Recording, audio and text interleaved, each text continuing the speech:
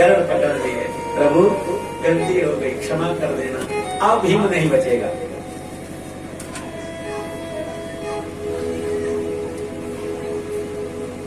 कल भीम युद्ध करने नहीं जाएगा। भगवान श्री कृष्ण कहने लगे, भीम दादा कल तो तुम्हें जाना है। अब तक जो लड़ रहे थे वो अपने लिए लड़ रहे थे और अब मेरे लिए लड़ना है। भगवान श्री कृष्ण कहने लगे, भीम दादा कल तो युद्ध करना पड़ेगा, मेरे लिए करना पड़ेगा। युद्ध करो तो मेरी तरफ देखते रहना। यही एक उपाय बता दिया।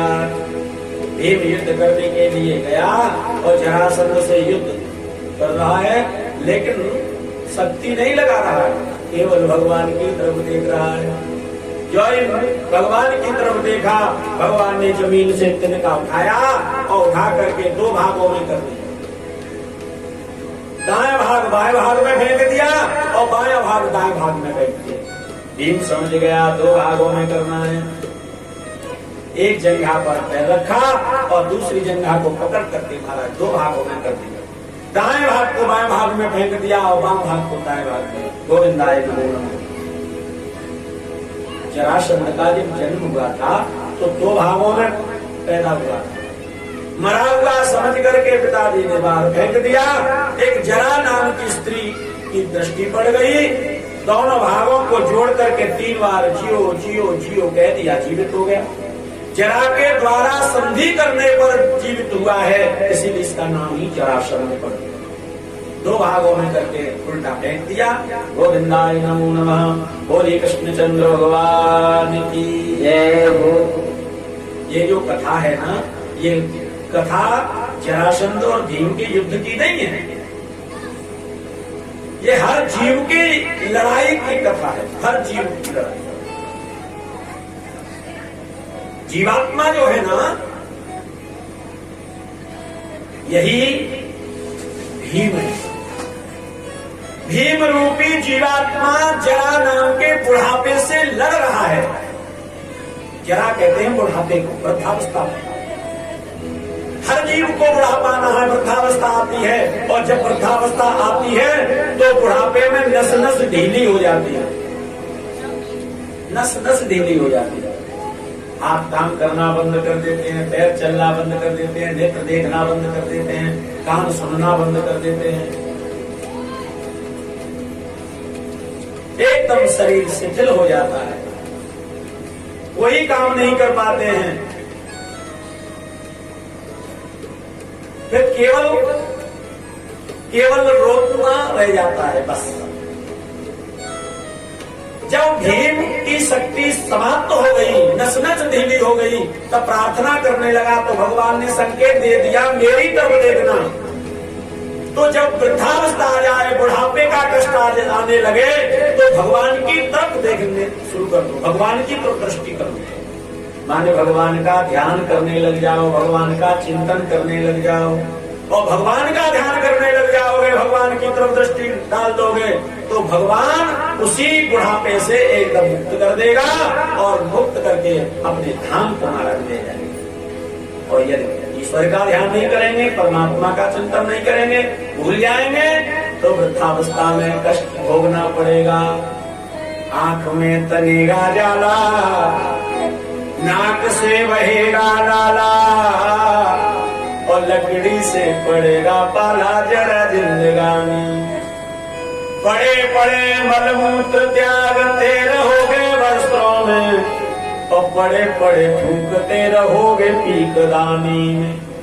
भक्ति ही करोगे क्या जब शक्ति ही रहेगी नहीं, राम नाम कहने की तेरी मुख बानी। योग योगों से भोगों से त्याग करो, कर लो भजन भगवान का जवान। अभी से भगवान की तरफ हम दृष्टि डाल लेंगे, अभी से भगवान की तरफ यदि देखेंगे, अभी से भगवान का ध्यान चिंतन करेंगे, तभी भगवान बुढ़ापे में हमारी सहायता करेगा। नहीं तो फिर बुढ़ापे में कोई काम नहीं होता है। जब संसार का काम नहीं होता है तो परमात्मा का काम कैसे हो जाएगा, गोविंद के लिए काम कैसे हो जाएगा। जब संसार के काम के लायक नहीं रहते हैं तो फिर हम गोविंद के काम के लायक नहीं है, गोविंद के लायक, भगवान के भी लायक नहीं, फिर तो केवल पड़े पड़े और चिल्लाते रहोगे, मलमूत्र त्यागते रहोगे और रोते रहोगे। ये प्रसंग हमको शिक्षा देता है कि परमात्मा का चिंतन करना चाहिए, भगवान का ध्यान करना चाहिए, तो शीघ्रता से ही और सारे कष्ट दूर हो जाते हैं। बोलिए कृष्णचंद्र भगवान की। भगवान ने सारा कर दिया और भीम ने जरासंध को मार दिया। उस बुढ़ापे का कष्ट दूर हो जाएगा यदि हम परमात्मा का चिंतन करेंगे तो। जरासंध को मार करके भीम खजाने में घुस गए और सुंदर सोने का मुकुट लेकर के आए। भीम ने आकर के कहा, भैया ये मुकुट बड़ा सुंदर है सोने का, इस मुकुट को लगा करके तुम मृगया करने जाएगा, राजगद्दी पर बैठा कर। युधिष्ठिर ने कहा, नहीं भीम, ये दुष्ट जरासंध का मुकुट है, जिसने अनीति करके कई राजाओं को परास्त करके, सता करके, मार काट करके और ये सोना इकट्ठा किया है। ये अनीति का सोना हम नहीं लगाएंगे, अधर्म का सोना फेंक तो बाहर। भीम ने बाहर तो फेंका नहीं, अपने खजाने में अंदर डाल दिया। परीक्षित जी का राज्य हुआ, इसी मुकुट को लगा करके अनजान में मृगया करने चले गए और मृगया करने चले गए तो कलयुग आकर के बैठ गए। अब कलयुग आने पर उनको शाप लग गए। बोलिए कृष्णचंद्र भगवान की। इसीलिए हमेशा धन संपत्ति जो भी हमारी है वो हमारे सत्य की होनी चाहिए, न्याय की होनी चाहिए, हमारे पूर्वजों की होनी चाहिए। अनीति की संपत्ति नहीं होनी चाहिए, अनीति का धन नहीं होना चाहिए। अनीति का यह धन होगा तो महाराज वो कभी कल्याण नहीं करेगा। कल्याण तो केवल धर्म का ही महाराज कर सकता है, नीति की कमाई हुई संपत्ति ही कर सकती है। बोले कृष्णचंद्र भगवान की। राजसूय यज्ञ की तैयारियां होने लगी और जो ही राजसूय यज्ञ की तैयारी हुई सब लोग इधर उधर से आने लगे, एकत्रित होने लगे। अब विचार करने लगे सबसे पहले पूजा किसकी की जाए। अर्हते अच्युतः श्रेष्ठम भगवान सात्वतां पति, ये सभी देवता सर्वा देश काल धनादय। विचार करने लगे सब लोग, पहले किसकी पूजा की जाए, किसकी पूजा की जाए। यज्ञ में किसी न किसी की पहले प्रधान पूजा की जाती है, मुख्य अतिथि के रूप में उसका सम्मान किया जाता है। कोई कह रहा है पितामह भीष्म के लिए, कोई कह रहा है गुरु द्रोणाचार्य जी महाराज के लिए, कोई किसी के लिए कह रहा है, कोई किसी के लिए कह रहा है। नकुल और सहदेव खड़े होकर के कहने लगे, जिस सभा में भगवान द्वारकाधीश विराजमान हो उन्हें छोड़ करके कोई भी पूज्य नहीं है, वही सम्मान के लायक हैं, वही हर तरह से और पूज्य हैं। जो ही नकुल सहदेव ने कहा सब लोग मान गए, लेकिन वहां एक दुष्ट बैठा था। जहां सज्जन सारे होते हैं वहां एक दुर्जन होता है, और जहां सारे दुर्जन ही दुर्जन होते हैं वहां एक सज्जन होता है। जैसे लंका में विभीषण, सारे दुर्जन ही दुर्जन थे, वहां दुष्ट ही दुष्ट थे, लेकिन वहां एक सज्जन साधु था विभीषण। और यहाँ इंद्रप्रस्थ में सारे सज्जन ही सज्जन बैठे हैं, लेकिन वहां एक दुष्ट दुर्जन भी बैठा है जिसका नाम है शिशुपाल। एकदम खड़ा होकर के कहने लग गया, इत्थम निशम्यदम घोषसुता स्वपीठादुत्थाय कृष्ण गुणवर्ण न जातमन्यु उच्यक्तिबाहुमिदमाह सदस्य महर्षि संस्रापयन् भगवते परुषाण्यभीत। एकदम खड़े होकर के कहने लगा, ओहो इस चीर चोर की पूजा होगी, इस माखन चोर की पूजा होगी, इस रण चोर की पूजा होगी। ये माखन चुराने वाला, गाय चराने वाला ग्वारिया अब तो बुराई पर बुराई करने लग गया। युधिष्ठिर जी महाराज को थोड़ा बुरा लगा, खड़ा होकर के कहना भी कुछ चाह रहे थे, लेकिन भगवान श्री कृष्ण ने सारा कर दिया, तुम बैठे रहो, मैं जवाब दूंगा। शिशुपाल बुराई पर बुराई करता जा रहा है, गाली पर गाली देता जा रहा है। 99 महाराज इसने गाली दे दी। भगवान श्री कृष्ण ने कहा, शिशुपाल सावधान हो जाना, मैंने तेरी माँ को वचन दिया है कि 100 गाली एक साथ दे देगा, 100 अपराध एक साथ कर देगा तो मैं क्षमा कर दूंगा, और 100 से एक भी अधिक हो गया तो मैं जीवित नहीं छोड़ूंगा। 99 अपराध तुमने कर दिए हैं, 99 गाली दे दी है, होश में आ जा, 100 भी होने वाली है, एक भी ऊपर हो गई तो मैं तुझे छोड़ूंगा नहीं। एकदम शिशुपाल कहने लगा, ग्वारिया माखनचोर क्या कर लेगा, जो ही महाराज 101 हुई, सो ही क्रोध आ गया, सुदर्शन चक्र का आवाहन कर लिया, छोड़ दिया, कर करता हुआ गया और शिशुपाल का शिरच्छेदन हो गया। बोलिए द्वारिकाधीश भगवान की जय हो। शिरच्छेदन हो गया, गोविंदाय नमो नमः। शरीर में से एक ज्योति निकली और जाकर के द्वारिकाधीश में समाहित हो गई। सुदर्शन चक्र छोड़ने पर उंगली में कहीं खरोंच लग गई और खरोंच लगने से रक्त बहने लगा और भगवान की उंगली में जो ही रक्त देखा, युधिष्ठिर जी महाराज ने और आज्ञा दी, जाओ जल्दी से जल्दी मल्लम पट्टी लेकर के आओ। द्रौपदी वहीं खड़ी थी, अपनी अमूल्य साड़ी महाराज चीर करके और एक धीर कपड़ा लेकर के और भगवान की उंगली पर लपेट दिया। द्वारकाधीश श्री कृष्ण कहने लगे, द्रौपदी तुमने ये क्या किया, अमूल्य साड़ी को बेकार कर दिया, मेरी उंगली में तो थोड़ा सा ही तो कहा हुआ, क्या हुआ। द्रौपदी ने हाथ जोड़ करके कहा, प्रभु मैंने कुछ नहीं किया, आपकी उंगली के रक्त को देख करके मेरी साड़ी के जो धागे थे वो अधीर होकर के आपकी उंगली पर लग गए। जो उंगली पर लग गए है ना, वही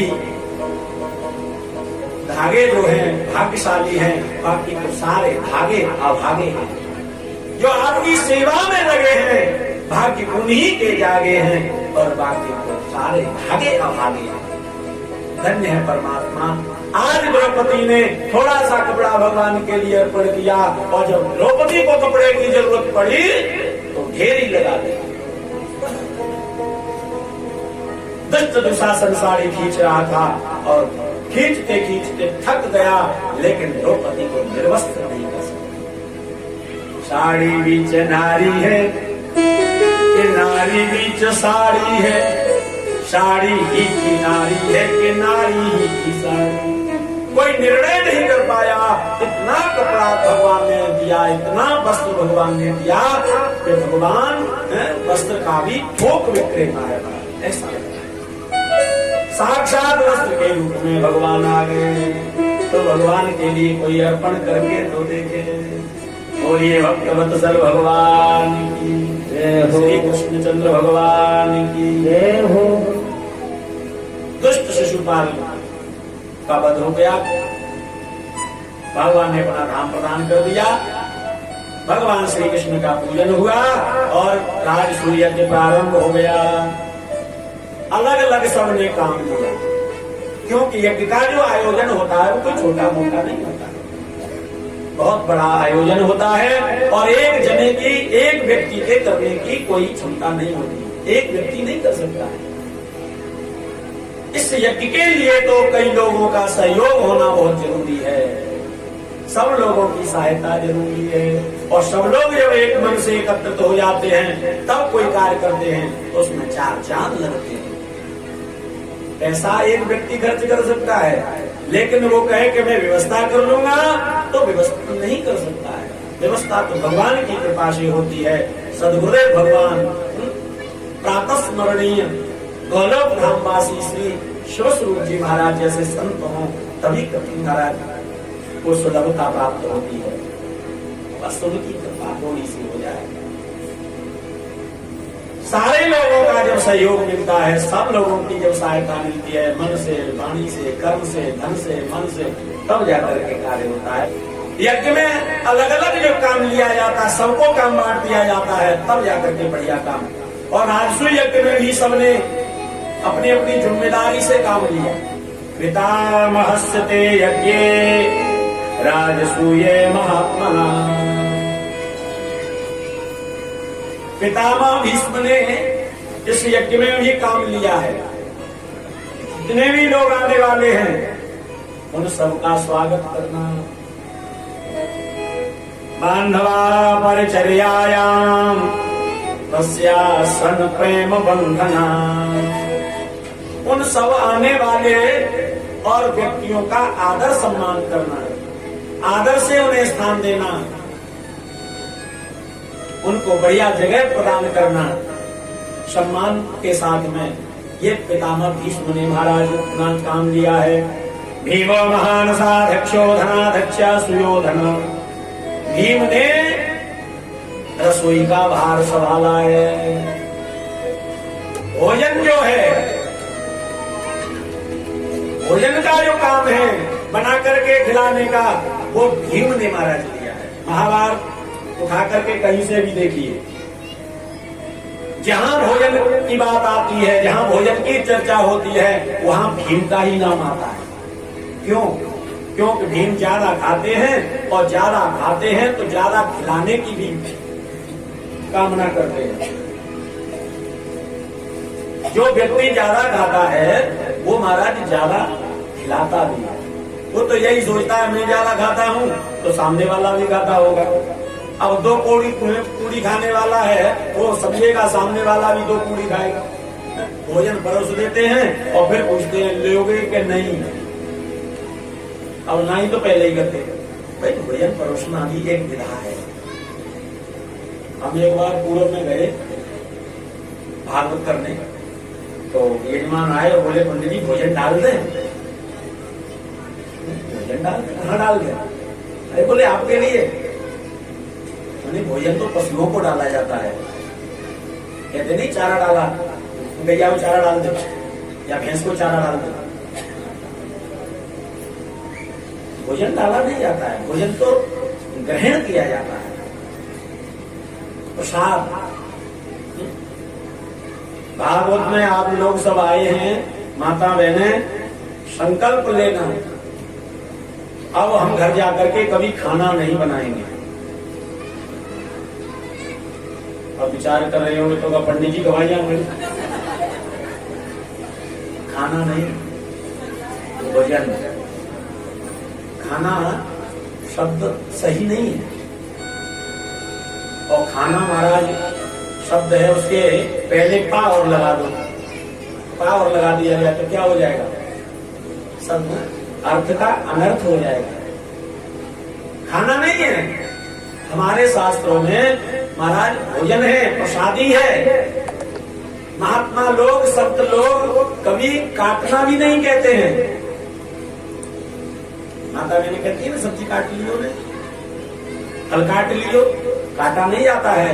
महात्माओं के यहाँ, संतों के यहाँ तो महाराज अमनिया दिया जाता है, बनाया जाता है, प्रसादी तैयार की जाती है, और वही प्रसादी जब हम ग्रहण करते हैं तो एक